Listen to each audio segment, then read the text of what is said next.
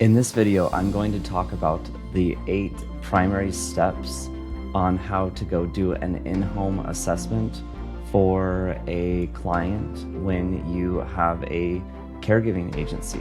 I'll talk about the 8 main steps and we'll dive in here.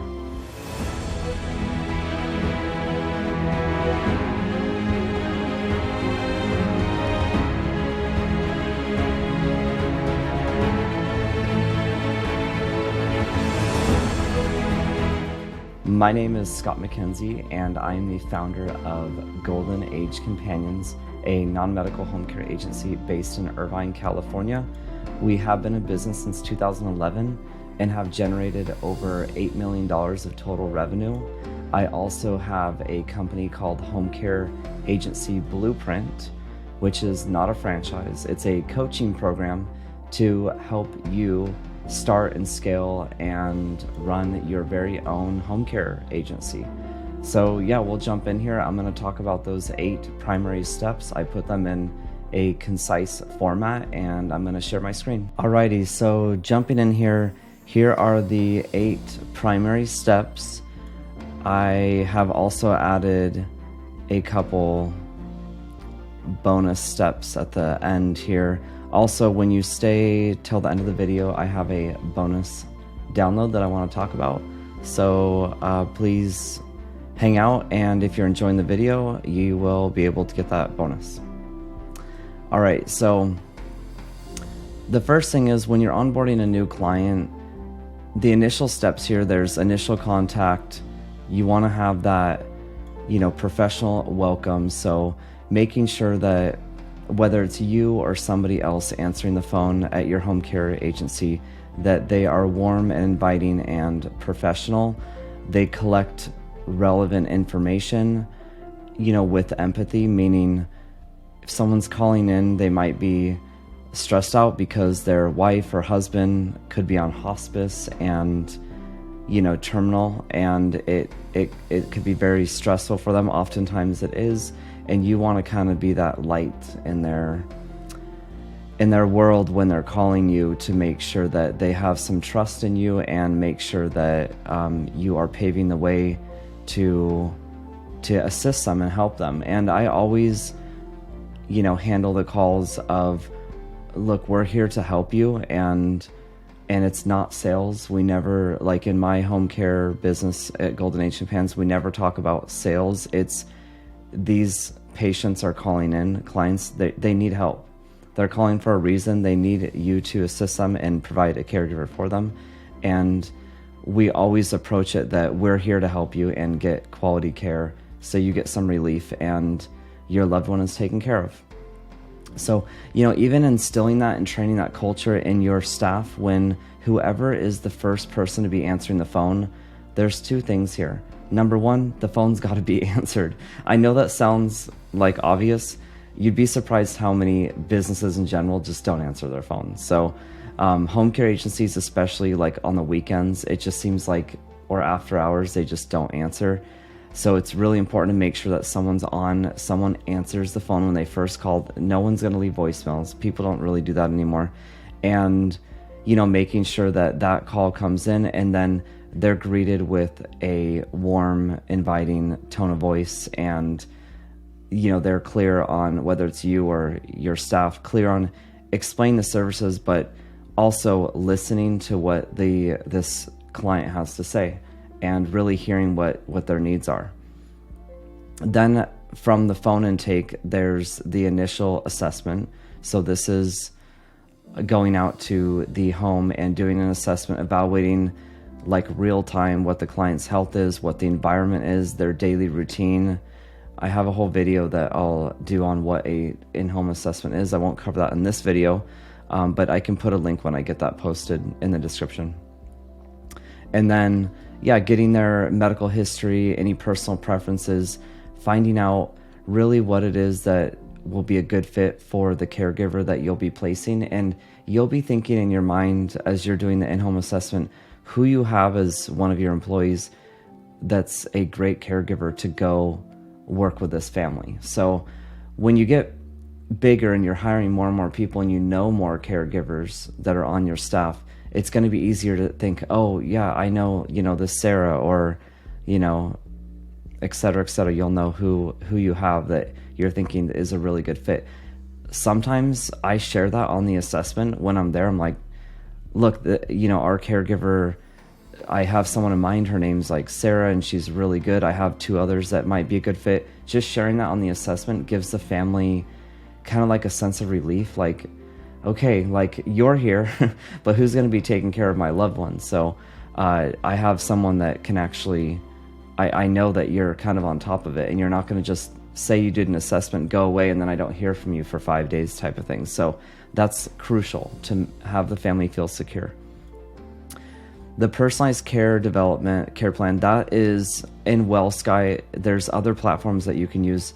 It's essentially filling out all the activities of daily living, the instrumental activities of daily living. Those are, basically, if you're a nurse or healthcare professional, you know what those are. If you don't know what they are, they're basically, the laundry, light housekeeping, hygiene assistance, transportation, handling, medication reminders, things like that. So building out that care plan development is really important. Make sure that you involve the family in making that care plan as you're doing it, and that happens on the in-home assessment. And then the caregiver matching, that is when, so remember how step 2 here, when you're doing the initial assessment, you're already thinking in your mind who you may have. If you don't know who you have, to go do that to perform and go match with that case, then you can still obviously get some, there's all kinds of strategies, and that's where with my company, Home Care Agency Blueprint, that is what we're designed to do. We coach you and mentor you. I have an entire program and course. This talks about how to do that in my course. And then we also have coaches, myself included, that teach you on exactly, like, when you go do that in-home assessment, you're gonna have someone to call on our team to ask questions of, okay, this is what's happening. And maybe you do the in-home assessment and you're like, well, I don't really know what caregiver I have yet. We have all kinds of strategies on hiring and placing the right caregiver. So essentially, step 4, though, to fast forward, say you have someone that's a perfect fit, you bring them over. Oftentimes I always ask the families, do you mind if I bring, like, I've staggered even 3 caregivers. So, like, say that's a little much, I wouldn't do more than 3. But, like, if they want to interview multiple caregivers, you can do, one caregiver, say, at 9, one at 9:30, one at 10, and then they can interview each one. Sometimes families feel comfortable doing a group interview. You bring all 3 of them at the same time. Sometimes families want to come to your office. They can interview all 3 there. We've done that before. There's 2 benefits there. One is if one of the caregivers does, or even heaven forbid, 2 caregivers don't show up on that interview, there's another one that's available. If you just structure one caregiver to match and that caregiver doesn't show up, then obviously that's an issue, and the family will start losing trust in you. So it's just making sure that, and it happens. It just does happen. This is a people business. It's the way it is. I'll never sugarcoat it. The best you do your due diligence ahead of time in matching and screening these caregivers. It does get easier as you get bigger because you start getting caregivers that have a rapport with you, and and trust them. You know that they're going to be there.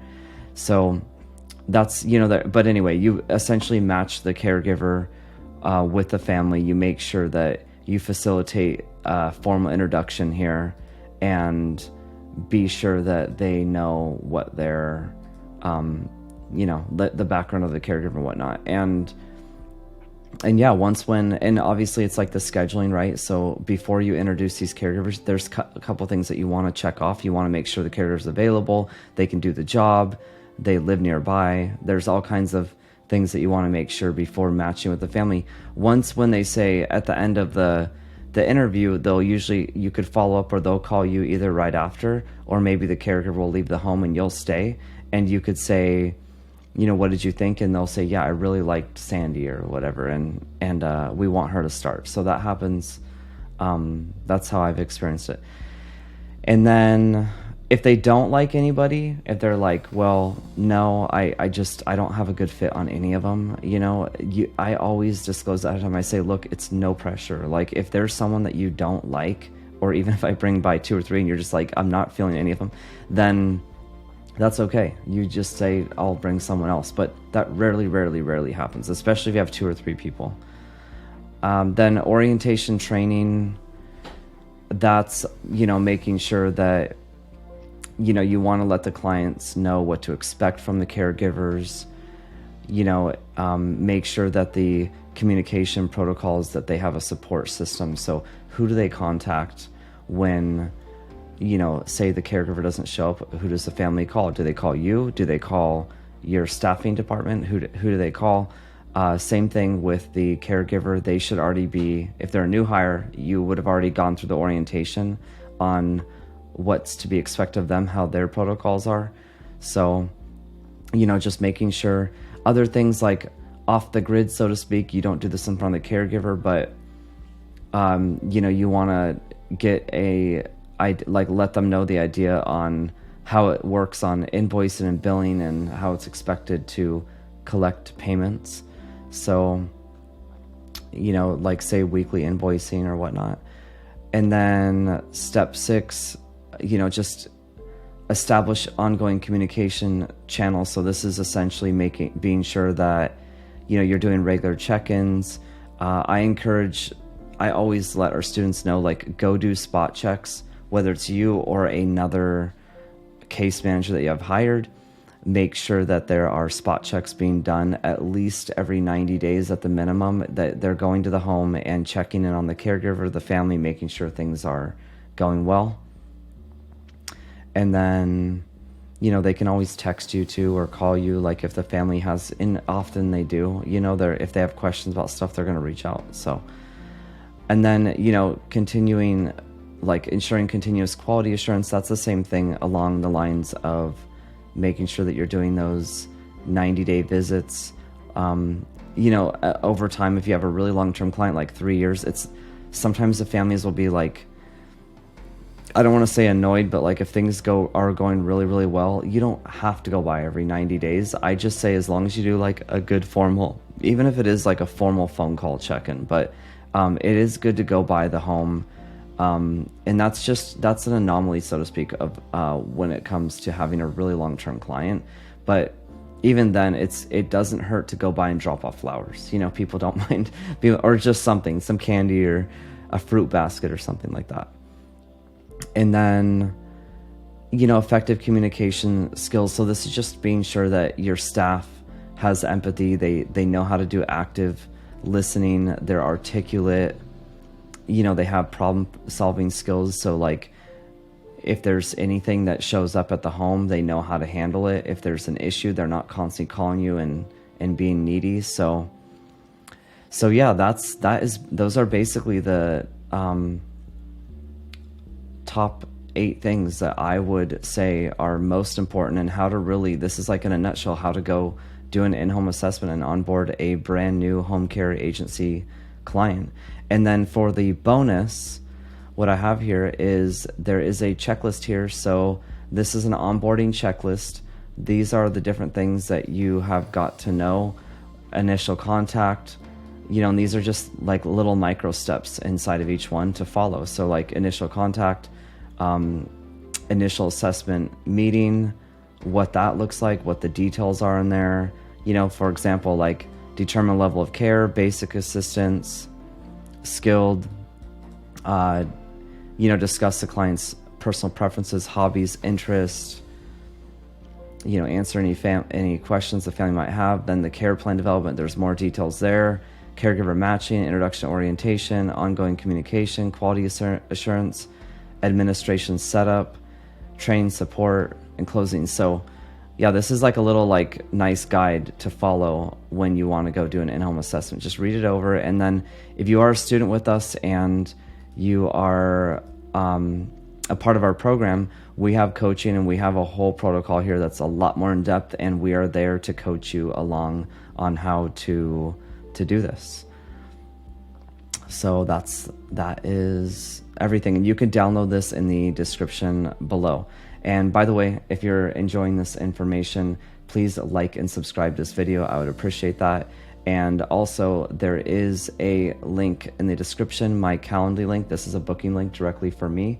So if you'd like to book a call with me on how to start up your own home care business, I am there to speak about that. And we don't accept everybody. There is a pre-approval that you've got to go through. We got to be sure that you have the correct background and check in on the regulations in your state, the licensing, the protocols, all that stuff. So we don't take on anybody, but certainly you can go ahead and book a call. So, and then, check us out on Instagram and Facebook. We do have, weekly, we try them every week, but basically live calls are going to be posted on there. So you can jump on a group call and just ask questions. And, if you don't want to do necessarily like a consultation with me, if you just want to like meet me and go on a group call and see what this is all about and ask a few questions, we can start there too.